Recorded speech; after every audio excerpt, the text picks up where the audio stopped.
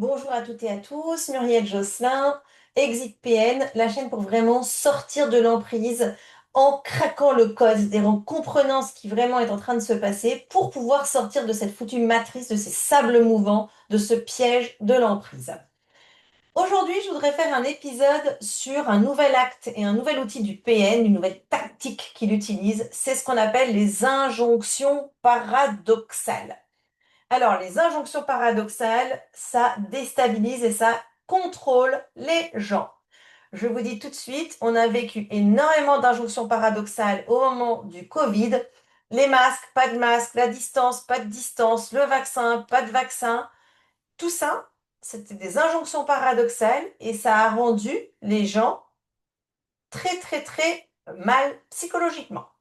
Voilà. Alors là, on va prendre une situation encore professionnel, parce que j'aime bien aussi de temps en temps ne pas prendre que du personnel pour pouvoir voir que ça agit aussi dans d'autres sphères de la vie. Alors, il y a Clara qui dit, bah tiens, Paul, je voudrais bien te montrer l'avancement du projet pour m'assurer que je suis sur la bonne voie. Et Paul il dit, bah Clara, je t'avais dit de prendre des initiatives, pourquoi t'attends toujours mon feu vert pour tout, quoi? Puis Clara dit, bah je voulais juste m'assurer que ça correspondait à ce que t'attendais. Paul, mais tu sais, tu dois prendre des initiatives. Mais en même temps, attention, hein, tu décides rien sans me consulter. Bah d'accord, donc je dois demander avant de prendre des décisions. Et non, je veux que tu sois autonome, t'es trop dépendante là. Donc là, on voit que Paul demande à Clara de prendre des initiatives, mais en même temps de le consulter à chaque décision. Donc c'est contradictoire, c'est-à-dire que si elle suit la voie de l'autonomie, elle va se faire disputer. Si elle suit la voie de faire valider, elle va se faire disputer. C'est-à-dire qu'en fait, il n'y a pas de bonne solution. Les instructions sont contradictoires et ça va créer de la confusion chez Clara. Et plus il y a de confusion, plus on est sensible et vulnérable à la manipulation. Donc ça met du contrôle en fait sur Clara, puisque finalement, qu'elle fasse A ou qu'elle fasse B, elle ne peut jamais bien faire.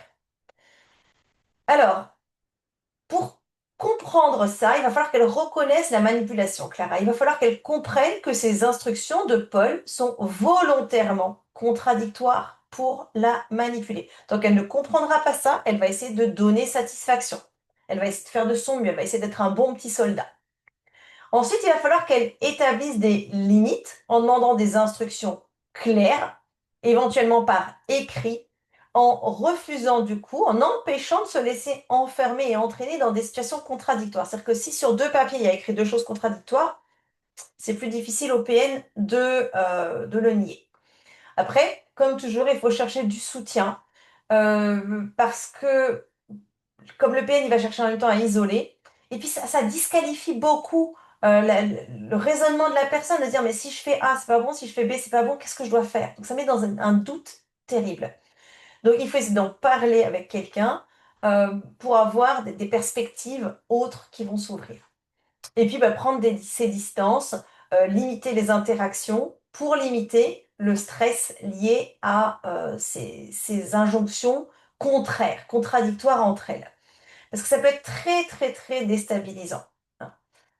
Alors, il y a d'autres situations qu'on peut aussi essayer de voir, bien sûr. C'est, par exemple, la situation de couple, quand même. Alors, on a Sophie qui dit Maxime, tu veux qu'on passe plus de temps ensemble ce week-end? Puis il y a Maxime qui dit à Sophie bah non, je t'ai déjà dit, tu dois être plus indépendante, faut pas si collante, vis ta vie. Sophie qui dit bah ok, mais je pensais juste que ce serait bien quand même qu'on passe du temps ensemble. Mais quand je veux qu'on fasse quelque chose ensemble, toi tu trouves toujours des excuses, moi je me sens ignorée.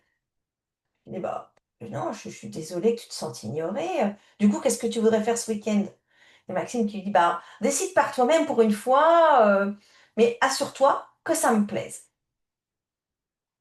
Alors là, il y a Maxime qui demande à Sophie d'être indépendante, de ne pas être collante. Et en même temps, il lui dit qu'elle l'ignore.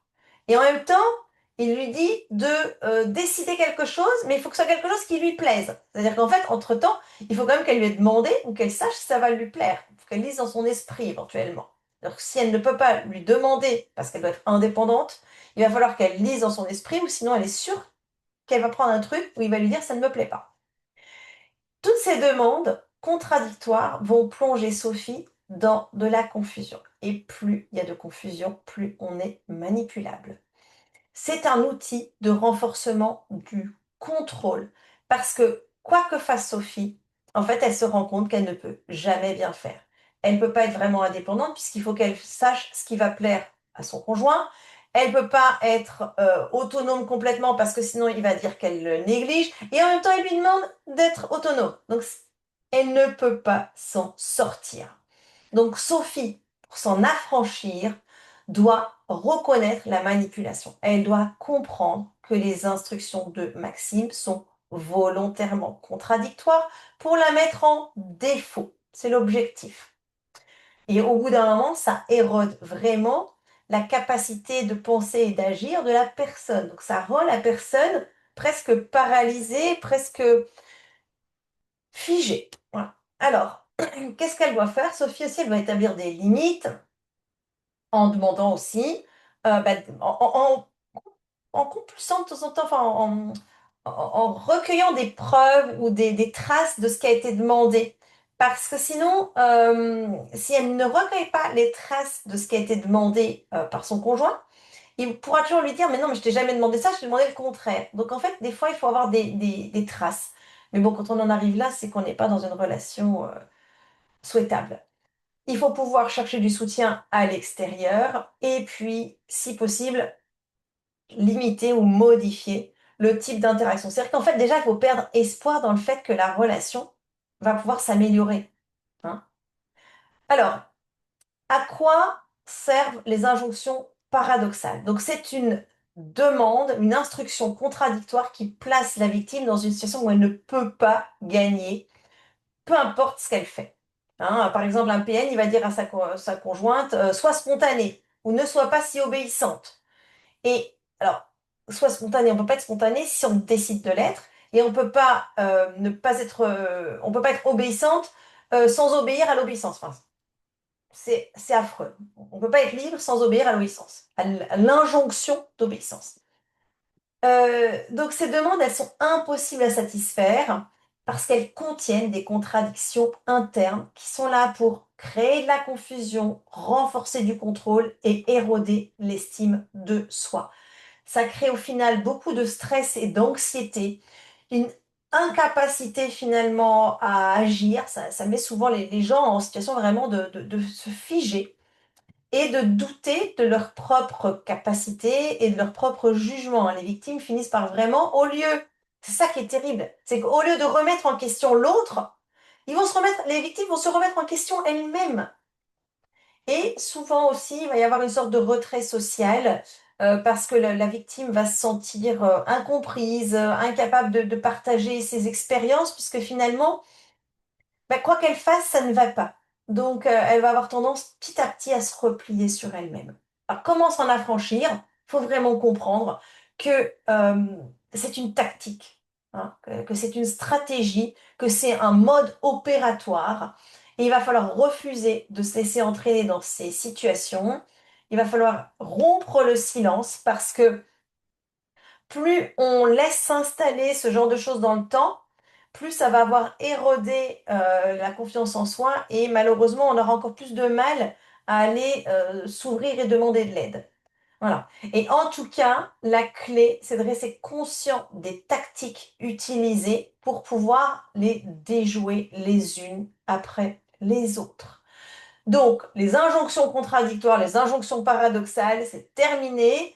Maintenant, il faut vraiment retenir la leçon du Covid avec masque, pas masque, distance, pas distance, vaccin, pas vaccin et tout ça. Là, c'est terminé. On en arrête avec ça. Et je suis pas complotiste. C'est juste simplement que ça a été plein d'injonctions contradictoires pendant cette phase-là.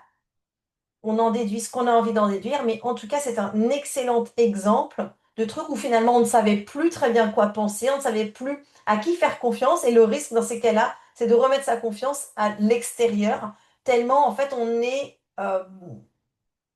déconnecté de ses propres capacités d'analyse. Hein. Voilà. Donc, bon courage à tous et à toutes.